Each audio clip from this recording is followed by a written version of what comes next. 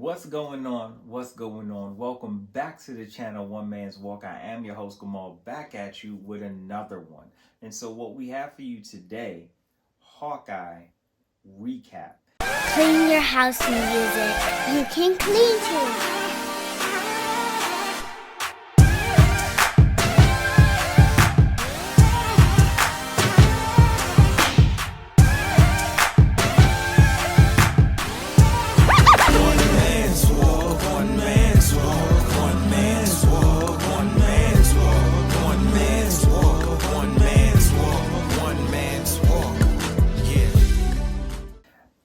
Once again, we have our esteemed guest, Easy Green, who has one more time tell the audience how much comics do you have? I have at least 20,000 physical comics. Physical.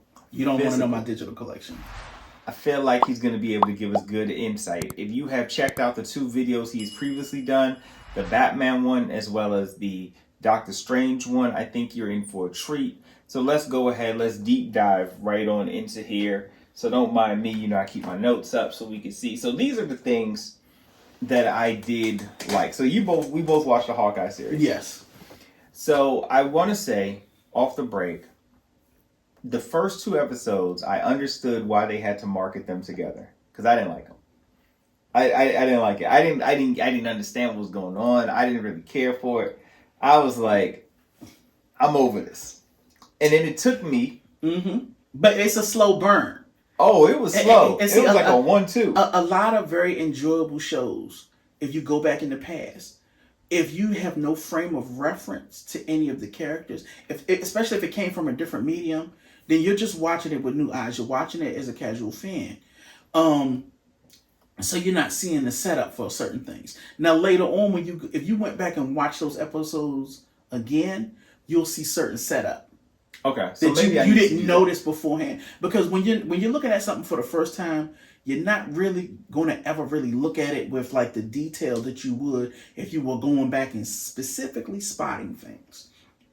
And for me, I enjoyed the two episodes. Yeah, it was slow, but it had to do that to set up the characters, because again, the only character you had reference of was Hawkeye. So he's the only character you actually knew. So you didn't know any other characters. Well, later on you might knew one other character. Yes. But for the most part, none of the other characters in the series were characters that you would have had any type of reference to, because they have never been referenced in the MCU prior. So, like, the setup for the auction, when they broke in there. And the reason why they had that auction initially is because, remember, when they tore up the tower, Tony sold the tower. If you go back to the very first Spider-Man film, right? When you talking about Tom Holland Spider-Man. Very first Tom Holland Spider-Man, Homecoming. Remember when Adrian Toomes, Michael Keaton's character, he was working and they were salvaging all that equipment, all that technology? Yes. Okay. And then the government seized all that, right? Do you remember when they tried to break into they stole all the equipment off of the ship that Happy was transporting from Avengers Tower? Uh-huh. Okay. Well, a lot of that stuff ended up on the black market. And that was where this market set up from. So when you saw what's his name? Jack. I did like Jack. You saw Jack and his uncle and them at the black market. Well, basically these were items that were stolen from Avengers Tower. Okay. I didn't put that together. Yeah, a lot of people didn't realize that. Most of those items were stolen from Avengers Tower, in transport or whatever. Adrian Toomes tried to steal some too in the very first Tom Holland Spider-Man movie, The Homecoming. And you remember he tried to hijack the plane. They had the equipment. That's what crashed. When they had the crash, like all that was like Avengers equipment. That's why you also saw some of the stuff at Happy's apartment. Got you. Okay. Yeah, in the box in the last Spider-Man film, because that was some of the other stuff that he, I guess, decided was too dangerous to be put anywhere else, so he kept it where he was at.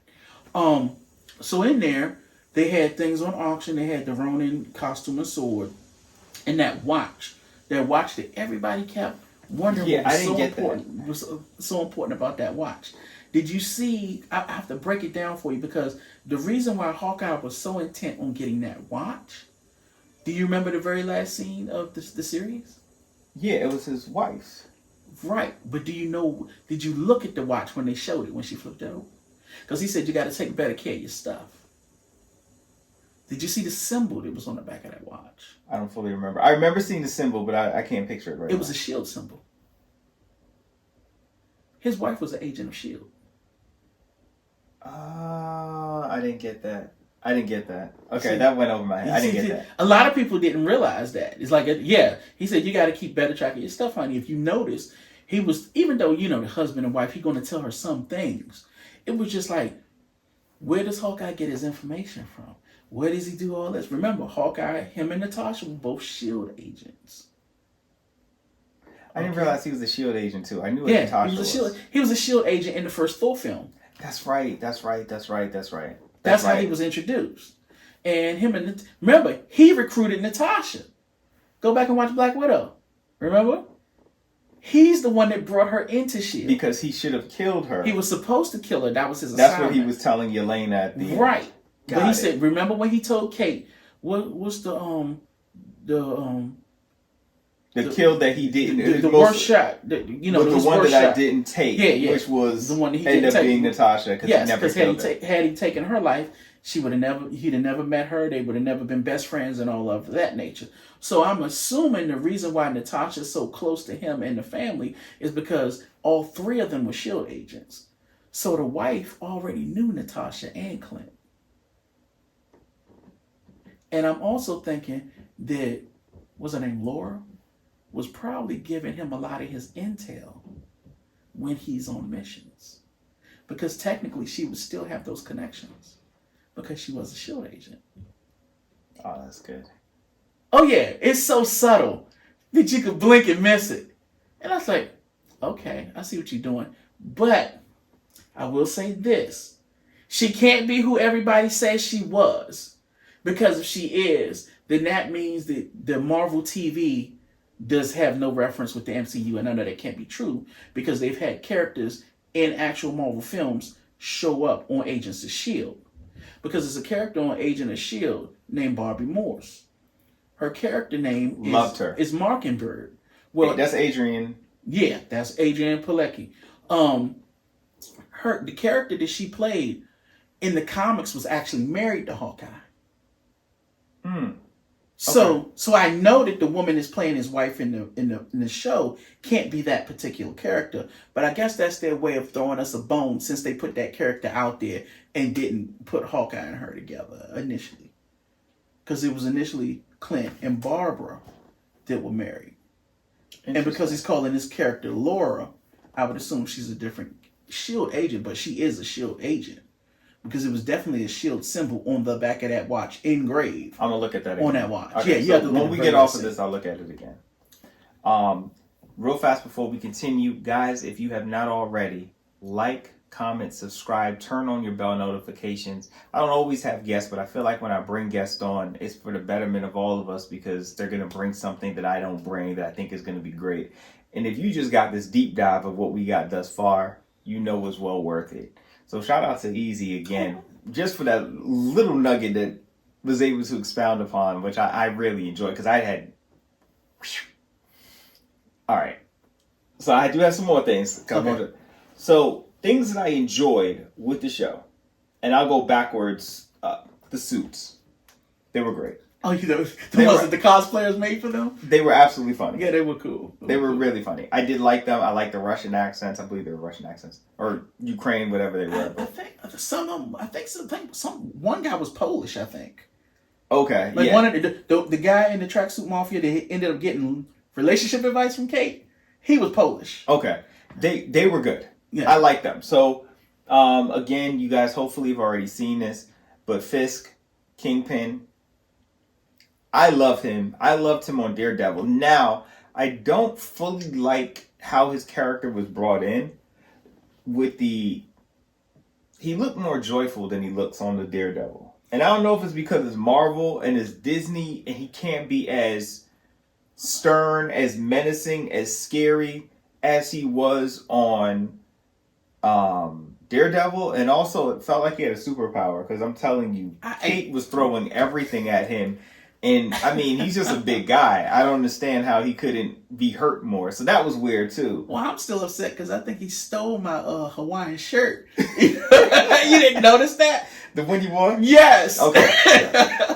I'm like, I've never seen the Kingpin wear a Hawaiian shirt. But hey, that's neither here nor there.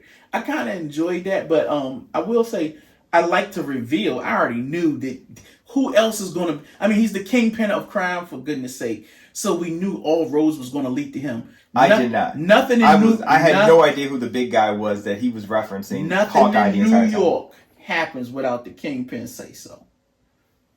In Marvel at all, nothing. Even though he's not like Doctor Doom and nothing, he's that big in New York.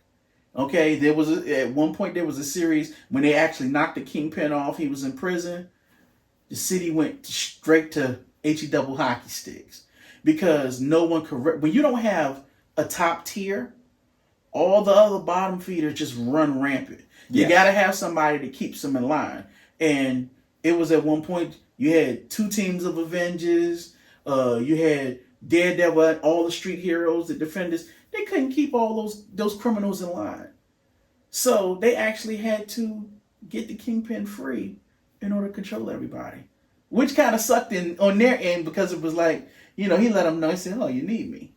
I respect it though. You have to respect it. You have to respect this gangster, because it's like, if it wasn't for me, even though I'm controlling all the crime in the city, it'd be so much worse. It would be so much worse if it wasn't for me running it professionally. That's why they call it organized crime, because if you get rid of the organization, it's just crime. Which is scary. Yes. And organized crime is still scary. Let's not confuse the two, but just crime is even scarier. But in organized crime, there's a hierarchy. There's consequences and repercussions for your actions. And the worst thing you can do in an organization like that is to draw attention to yourself. Because the more attention you bring to yourself, the hotter it gets and the less money you make. And at the end of the day, just like all organizations, okay, criminal or otherwise, especially government and privatization of businesses, it's about that bottom dollar. You are just a number if you're affecting that bottom line. And you can be replaced. Just like how we get replaced on jobs, they replace those guys on jobs. The only difference is, ain't no severance package. Yeah. Which is why that cannot be a profession for me. so let's keep it above. The other 2 things I loved. I didn't have many things that I loved. There's some things that I disliked, some things I thought was okay. But the last 2 things I loved. Mm-hmm. Kate Bishop. But I'm a Haley Steinfeld fan. I saw her in Transformers. Bumblebee, yes. And thought she was the only thing out of the movie I liked. I didn't like the movie at all. Like, she was all I liked. But it was one of the, I will say this. I enjoyed that film. Oh, I went with you and the kids, right? Yeah. Okay. Out of the majority of the Transformers movie, I actually like that a lot. Better than at least the last 2. Because none of the Wahlberg ones are good. Oh, God. Those are the ones I'm talking about. Because he did 2, right? He did 3. He did 3? I think so. No. Shia did 3. He did the first 3. Yes. Wahlberg did the last 2. I thought there was 6. No, whatever. Bumblebee was number 6. Okay. That's why they're talking about this next one's going to be number 7. They count Bumblebee as the 6th movie. Got it. Yeah, but those 2 with Wahlberg. Really, anything with Wahlberg. Let's be honest. I'm not going to say really. That. I like Wahlberg to some degree. In certain things. To some degree. To me, I'm going to always think Good Vibrations. Oh, see, he's wild. Right. He's wild for that. Such a Sweet Sensation. It's a good song, too. But that's neither here nor there. I liked her, but more importantly, so this is my love-hate with Kate Bishop. Okay. I don't really care for Jeremy Renner's character as Hawkeye. And obviously the show's about Hawkeye, so there's a weird dynamic there, because I'm not really I don't really care for his character. I don't think him and her have any chemistry really at all. I liked her reasoning for wanting to do it. I like how they kind of brought us back to the original Avengers scene and the attack on New York, and that triggering her to say that inspiring her to want to do what he did, knowing that he had no powers and how brave he was and what had just happened to her dad. So I get all of that, and I thought that was really amazing how they did that.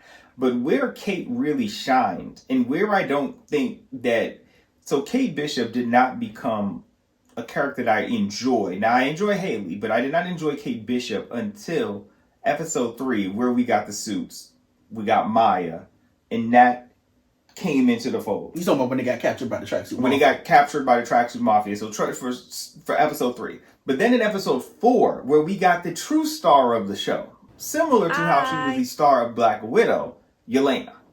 Yelena steals the show on everything she is in. At this moment in time, she is absolute gold. The chemistry that she has in a short time frame between the Kraft macaroni, which no one should be eating. Like 100%, if you're eating macaroni on the stove, on a pot that you made in a box, and you're telling me that's good,